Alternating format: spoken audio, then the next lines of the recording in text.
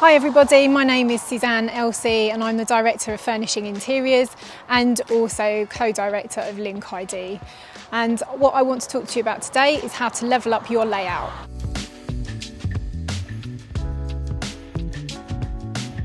You'll most likely have drawings from your architect, and don't get me wrong, most architects are brilliant.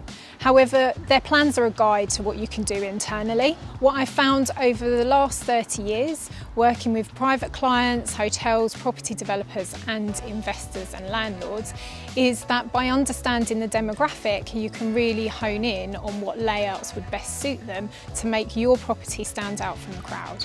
So this is Walnuts. This is one of our properties that we've developed from Link ID, which was a piece of land with planning permission.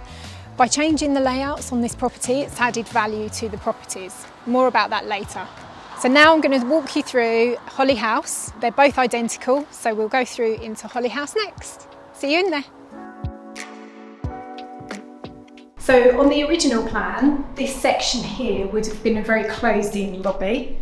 As you can see, that's quite a small space, so if you've got big shopping bags, carrying children, it's not particularly practical. And then there was an inner door here. What we've been able to do is just take this corner out of the living room so that when the door is opened, it tucks in there really nicely and leads you through the rest of the hallway. This hasn't been detrimental to the lounge in any way, as you can see. Still a really good size room, and even with the corner cut out, it doesn't impact the room at all. And most of the time, it will be hidden by the doorway. The double doors were going to be around here. I've moved this wall, so this was part of the double doors. And what you'll notice, had the doors remained there as double doors, it would have made this whole end of the room very unusable. So by turning everything round, you've got space behind you for the TV now, and then you've got three sides where you can actually put chairs and sofas for a big family. Originally, the study wall was further towards the front door, and it was angled. So what we've done here is we've brought the wall straight. It's still a really good sized study, as you can see. Still space for a 1.8 metre desk. In the original plan, this wall would have been much further back, and that would have been for the downstairs cloakroom, and that would have made a real showcase of the stairwell itself. I just felt it was better placed having practical things like a utility room, which houses all of the services that you're going to need in a house of this size, or the cylinder, etc. Plus great space for the washing machine and the tumble dryer. I absolutely hate hearing the washing machine on spin when I'm trying to watch telly, so I like to get it out of the kitchen. This wall wouldn't have been here, that would have been just a little understairs cupboard pushed right back. What I've now done is create the toilet under the stairs. This would have been a huge space, which would have been lovely.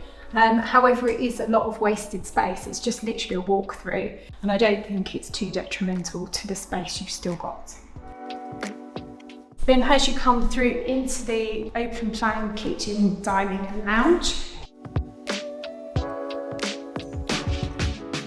the kitchen originally was over this side, and this wall behind the units was actually at this level here, level with this wall. So what that would have meant was you wouldn't really have much room for a seating area. It would have just literally been dining, kitchen, and then the lounge was walked through a double doors. By pushing that door back, we've been able to inset the kitchen, leaving more space between the end of the kitchen and the bifold doors. We've also managed to gain a cupboard behind the toilet, which is a really good size for storage. Now to show you upstairs. So we're upstairs now, and previously this wall was set back, and these doors here were actually in line with this wall here. So the landing was quite a good size, but it was slightly over this way. The reason I changed it was because bedroom 1 and 2 were quite small, and I'll show you those in a moment. So in here, which is bedroom 3, what I've been able to do is have a really good sized double bedroom with built-in wardrobe space. So double doors, really good sized storage. So the corner of this room was here. So all I've done is pinch that corner to push that door back, which has created that really nice niche for the wardrobe to tuck into and isn't really detrimental to the space in this room compared to what it's created in bedroom 2. In bedroom 4, this is still a great sized double room, and there's room in this corner for a freestanding wardrobe. What that's allowed me to do is actually make the bathroom much wider. So instead of the really narrow bathroom that was previously designed, which really wasn't practical for a family, this now is a really good sized room.